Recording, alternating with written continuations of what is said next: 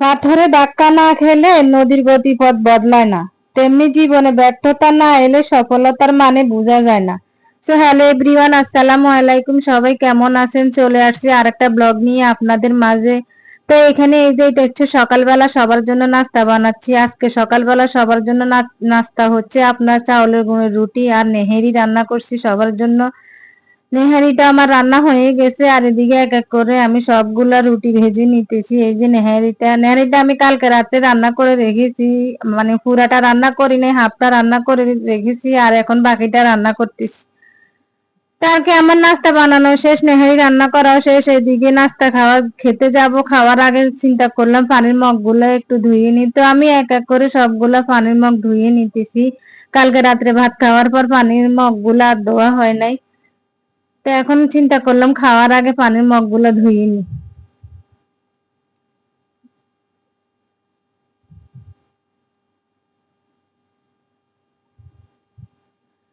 তার গেতে পানির মগগুলো আমার ধোয়া হয়ে গেছে। এখন আমি নিয়ে আরেকটা পানির জাগ আছে বড়, ওইটা এখন ধুয়ে নিব। ধুয়ে তারপর আমি টেবিলে নিয়ে যাব পানি ভরে, তারপর সবাই মিলে নাস্তা খেতে বসবো। আসলে কি বলবো, প্রচন্ড গরম পড়তেছে, কাজ কাম কিছুই ভালো লাগতেছে না।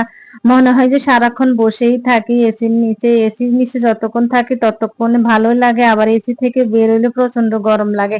এমনিতে গরম লাগে, তার মধ্যে এসি থেকে বের হলে আরো বেশি গরম লাগে। তো আর কি, আমার পানির মাগটাও ধোয়া হয়ে গেছে, ভরে নিয়েছি। এখন টেবিলে চলে আসছি সবাই নাস্তা খাওয়ার জন্য। সবার জন্য প্লেটে প্লেটে নেহারি নিয়ে নিয়েছি, রুটি নিয়েছি, আমার শাশুড়িও আছে, আমার শাশুড়িকে দিয়েছি। তো আমরা নাস্তা খেয়ে নিয়েছি। নাস্তা খাওয়ার পর তো অফ ক্যামেরা অনেক কাজ থাকে বাসার ভিতরে, আপনার বেড গুলা ঝাড়া, গোছানো গাছানো, বাচ্চারা ঘুম থেকে উঠে ওদের মুখ ধোয়াতে হয়, ওদেরকে খাইয়ে দিতে হয়।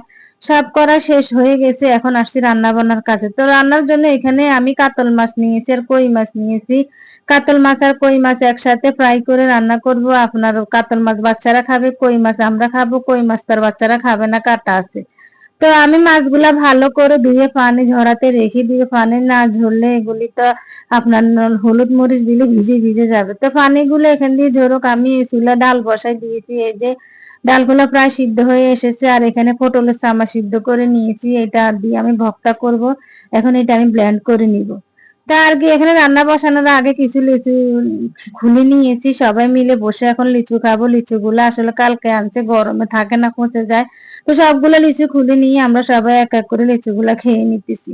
আমার শাশুড়িও খাচ্ছে। তো এদিকে আমার এই যে রান্না করতে চলে আসছি, মাছের পানি ঝরে গেছে। আমি এখন মাছগুলাতে লবণ, হলুদের গুঁড়া, মরিচের গুঁড়া দিয়ে আমি ভালো করে মেখে রেখে দিব আরো কিছুক্ষণ, এখন ভাজবো না।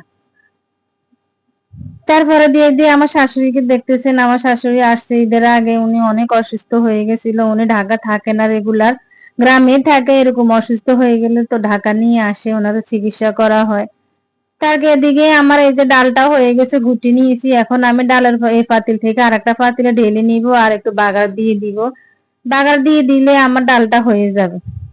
তা আমার ডালটা হয়ে গেছে। চুলা দিয়ে আমি এখন ওই যে পটলের চামড়ার সে ব্লেন্ড করে রাখিছি যে চামড়াটা, ওইটা এখন আমি ভুনা করে নিব। আমি কড়াইতে একটু তেল দিলাম, পেঁয়াজ দিলাম, দিয়ে এখন ভালো করে পেঁয়াজটা নরম হলে দিয়ে দিব সেই চামড়া ব্লেন্ড করে রাখা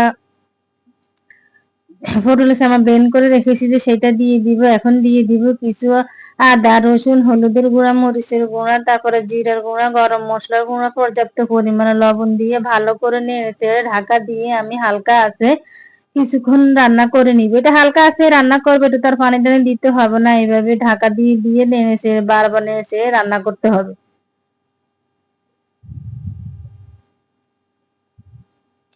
তো এই যে আমার শাশুড়ির কথা বললাম, উনি ঢাকা আসতে চায় না। ঢাকা আসলে যে ওনার বাসায় বসে থাকতে হয়, হাঁটতে পারে না, চলাফেরা করতে পারে না, ওনার বন্দি বন্দি মনে হয়। আসলে গ্রামে থেকে অভ্যস্ত তো, তাই ঢাকা আসলে ওনার ভালো লাগে না। আসলে উনি থাকে 2-3 মাস, তারপর চলে যায় একটু সুস্থ হলে।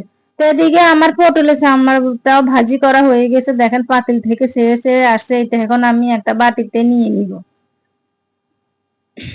তারপরে কড়াইতে আমি আবারও কিছু তেল দিয়ে দিয়েছি, দিয়ে এখন আমি ওই যে হলুদ মরিচ মেখে রাখা সেই মাছটা এখন এক এক করে সবগুলা ভেজে নিব। এগুলা কাতল মাছ, আগে কাতল মাছ গুলা ভেজে নিব। তো এখন ঢাকা দিয়ে রাখবো, গায়ের মধ্যে তার ছিটকে এসে পড়তেছে, তাই ঢাকা দিয়ে রেখেছি। আর এদিকে ভাতও বসাই দিয়েছি আমি। তো এক এক করে আমার মাছগুলো সব ভাজি হয়ে গেছে, কই মাছগুলো ভাজি হয়ে গেছে। অফ ক্যামেরায় সবটা দেখাই নাই। আর এদিকে এই দুইটা পিস একটু বড় বেশি, এগুলো হতে একটু সময় লাগতেছে। তারপরে মাছগুলো আমার তো ভাজি হয়ে গেছে। এখন আমি এই তেলের মধ্যে একটু পেঁয়াজ দিয়ে মাছগুলো ভুনা করে নিব। তার আগে আমি কিছু জাম মাখাইছি, এই যে জামগুলো খেয়ে নিছি। এটা ভিডিও করতে ভুলে গেছি। আমার এমনই হয়, স্কিপ হয়ে যায়, আমি দেখাতে ভুলে যাই। লাস্টে মনে যদি হয় তাহলে লাস্টের একটু দেখাই। এখানে জাম অনেকগুলাই ছিল, মনে ছিল না ভিডিও করব। খাওয়ার শেষে মনে হয়েছে, তাই ভিডিওটা করে নিলাম। তাকে খাওয়া শেষ। এখানে আমি এই যে তেলের মধ্যে পেঁয়াজ দিয়ে দিয়েছি, পেঁয়াজ গুলো নরম হওয়ার জন্য এখন অপেক্ষা করব। তো পেঁয়াজ গুলো নরম হয়ে গেছে। এখন আমি এতে আদা, রসুন, হলুদের গুঁড়া, মরিচের গুঁড়া, জিরার গুঁড়া, ধনিয়ার গুঁড়া, পরিমাণ মতো লবণ দিয়ে আমি ঢাকা দিয়ে হালকা আছে এই পেঁয়াজ গুলো একটু কষিয়ে নিব। আজকে আর ঝোল ঝোল করবো না, কারণ যে গরম পড়তেছে। আবার দিকে দিকে ডালও রান্না করছি, খাওয়া দাওয়া কিছুই ভালো লাগে না। কিছুদিন মাংস খেতে খেতে বিরক্ত হয়ে গেছি, তাই আজকে শুধু মাছ, ডাল আর ভর্তাই করছি। তো এদিকে আমার পেঁয়াজটাও হয়ে গেছে, ভুনা হয়ে গেছে। তা আগে থেকে ভেজে রাখা এখন মাছগুলা দিয়ে দিব। দিয়ে লেড়ে ছেড়ে আমি এখন আবারও কিছুক্ষণ ঢাকা দিয়ে অল্প আছে এগুলা এভাবে কিছুক্ষণ রান্না করতে থাকবো। আর ওদিকে আমার ভাতটা প্রায় হয়ে আসছে।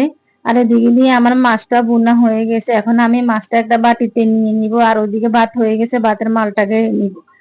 তার কি আজকের ভিডিও এখানে পর্যন্ত। ভিডিওটি ভালো লাগলে সবাই লাইক, কমেন্ট, শেয়ার করবেন। সবাই ভালো থাকবেন, সুস্থ থাকবেন, সবাই নিরাপদে থাকবেন, আমাদের জন্য দোয়া করবেন। সবাইকে আল্লাহ হাফেজ।